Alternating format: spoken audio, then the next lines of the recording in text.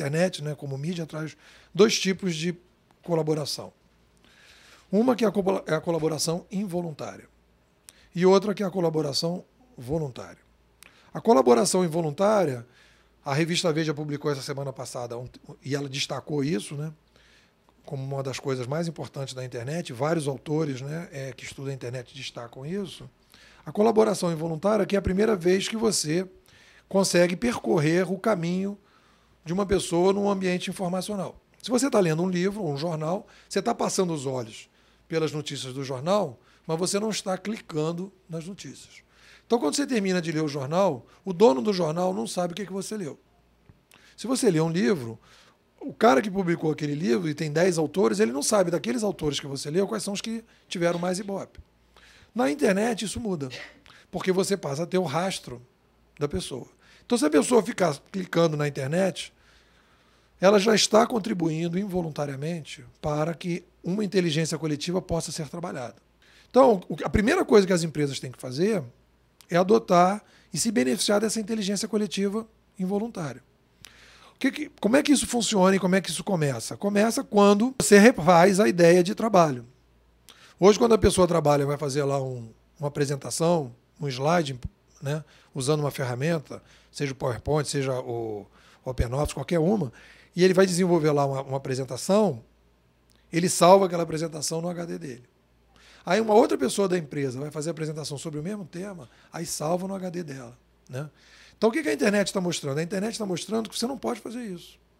Você tem que colocar isso tudo num ambiente, numa intranet 2.0, em que todos os trabalhos da empresa, e aí, na verdade, é o trabalho que mostra o conhecimento, todo o trabalho da empresa esteja disponível para todo mundo poder acessar. E conforme as pessoas vão clicando, você vai saber, dentro da empresa, quais são aquelas apresentações sobre aquele tema que as pessoas mais baixaram e mais usaram. E rapidamente você vai ver qual é aquela apresentação. Se isso funciona para tudo, você, teoricamente, reduz o tempo de procura e você ganha em produtividade. E você começa, em cada trabalho que foi feito, você pode começar a ir agregando conhecimento. O mito da colaboração hoje, né? O Obama, ele vai lá para eu até bloguei sobre isso hoje, né? Ele vai lá para uma escola lá, ou vai para um lugar assim de pobre para pintar a parede.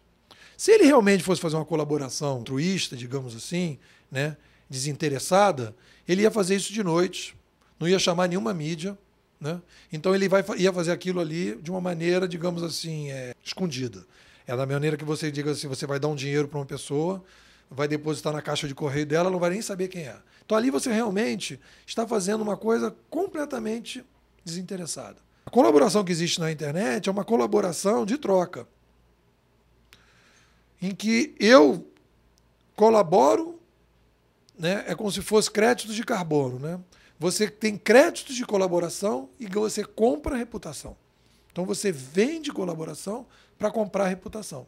Acho que esse é mais ou menos o jogo, por exemplo, do software livre, que o pessoal dá o programa para vender consultoria, que é o cara da música, que ele dá o CD na internet para vender o show, né? Então eu acho que esse processo da colaboração a gente tem que analisar com calma, né? Quer dizer, não vamos entrar naquele negócio de dizer que agora todo mundo é bacaninha, sabe?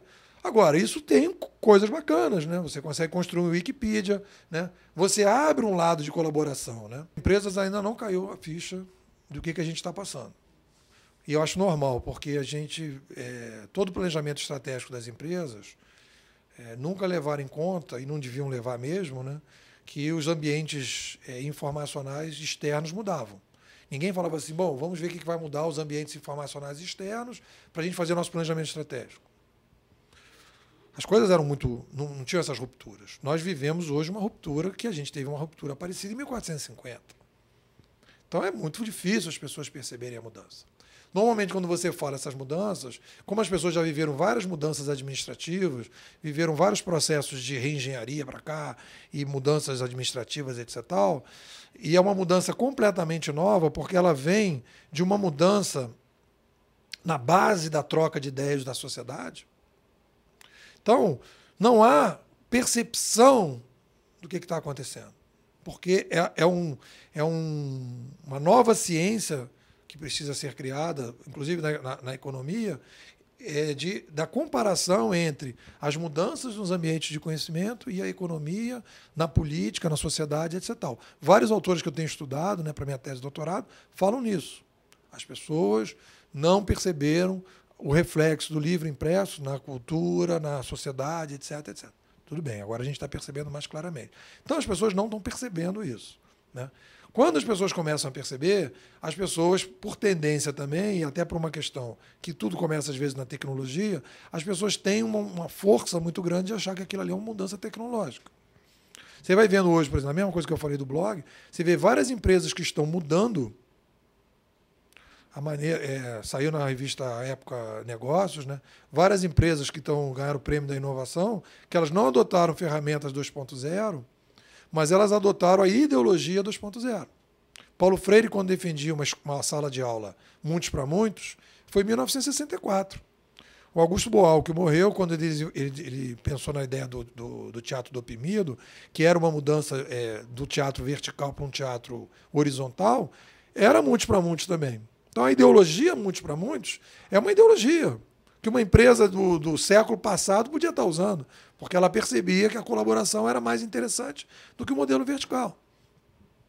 Quer dizer, então, na verdade, nós temos aí duas coisas, né? Uma ideologia que a pessoa pode usar à vontade, que independe da tecnologia. Só que a tecnologia, ela permite que você faça um trabalho menos burro e que sobre espaço para a pessoa não elaborar, ela começa a colaborar e vai ter mais tempo para fazer essa colaboração de uma forma mais inteligente, gerando mais inovação.